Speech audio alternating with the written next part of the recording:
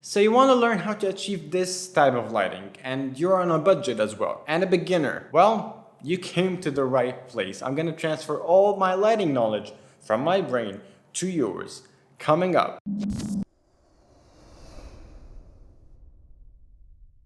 Hey guys, I'm Ajjoub and welcome back to another episode. I'm sorry for the echo, still working on it, but hey, I got that bookshelf installed. Hey, and another light, which today's episode is all about light. Lighting is one of the fields in filmmaking that was really intimidating for me, and especially because lighting equipment is so expensive. Like, really freaking expensive. But throughout the last 4 years, I read a lot of books, did a lot of research, and I made my own DIY lighting setup, which is this one, and I'm gonna tell you all about it today, and it's all on budget. Let's start with the lighting basics and rules. You can learn the rules first and then you can break them after, as I did here. Usually in lighting setups we have a key light, which what we have right here. We have a fill light, which could be here, or a reflector, and a backlight. The key light should be put in a way that creates this triangle on your other side of your face. And then you have a fill light, which is a less powerful light than the key light.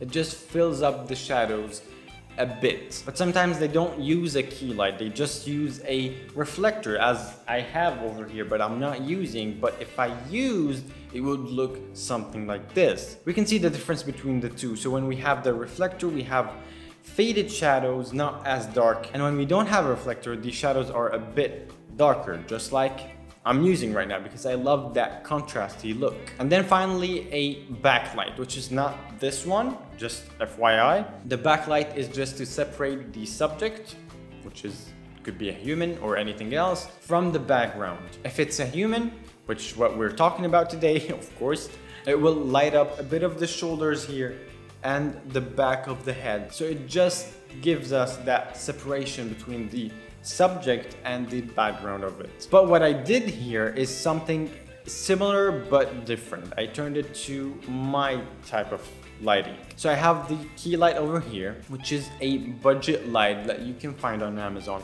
You can find like 2 soft boxes for, I don't know, this number on the screen. Really not that expensive. I saved up for this, and before this I used to put the diffuser on the window and wait for the sun to come through the window, and I taped on the window the diffuser, and it looked something like this. It gave a very soft light from the sun plus a bit of shadows on the other side of my face, which looked really good for just waiting for the right time, and a diffuser that you can find on Amazon for really cheap. Right now I'm only using this key light with 2 diffusers on it to give me that soft light on my face.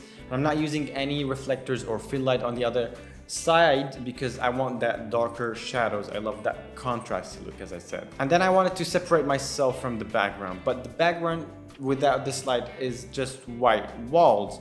So I wanted to give a bit of contrast between my skin color, which is in the orange hue, and the back, and the opposite color of our skin tones is just the cyanish bluish light or color. So I decided to put this light that you can find for $3 or less in a lot of stores around you, and it comes with this remote that you can put a lot of colors. So if you want to change up the colors every now and then, you can, but I wanted to create that contrast between my skin color and the background. So after I separated myself from the background, I wanted to also kill the boredom of the background with some orange lights.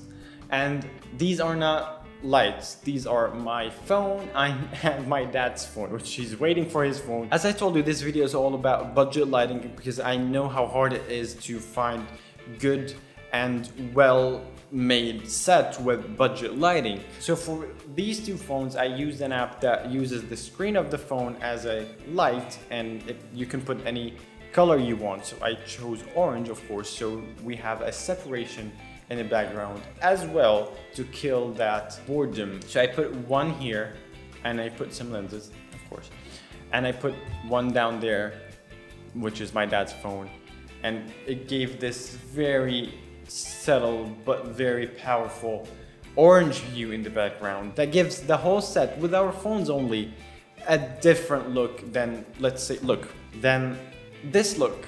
I mean, it's so dull, it's so boring, it's even distracting to the subject, which I'm gonna also come in a second. This is another subject, which is the most important thing of the whole video. Let me just light them up again. See, it's way much better. The whole point of lighting is to, first of all, let your subject be visible.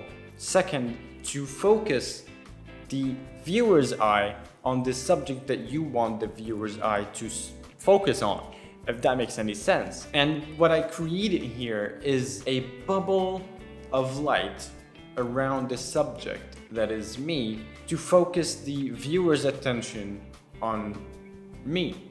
So everything else is just background stuff that they run smoothly in the background and they add up to the subject itself and the attention of the viewer on the subject. So today we learned the basics of lighting, how we can achieve a set of lighting with the sun and a diffuser, how to achieve this set of lighting, and how we can achieve this set of lighting with a fill light as well. And if you want to learn how we achieved this set with the lighting, with the subject, with everything that I'm using, which is all on budget, then click on this video. I talk all about it over there. And if you learned anything new, then consider subscribing. It means a lot. Thank you for watching, and don't forget that life is all about love and dance. See ya!